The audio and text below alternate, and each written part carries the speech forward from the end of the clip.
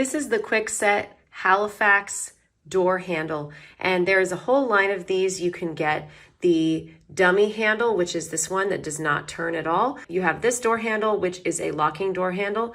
You have a non-locking, like a hallway or passage door handle.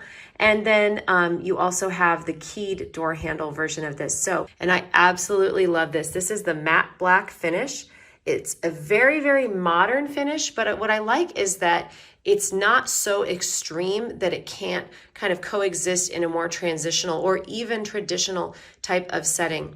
I also found these to be extremely durable. They haven't shown anywhere at all. We've had these on our doors for several years now, and we've had no issues with wear or scratching or anything like that. They look absolutely great. Changing your door knobs or handles in your home is a really inexpensive way to dress up your home and make it look way, way better really quickly and easily. As far as installation goes on these handles, they were a piece of cake.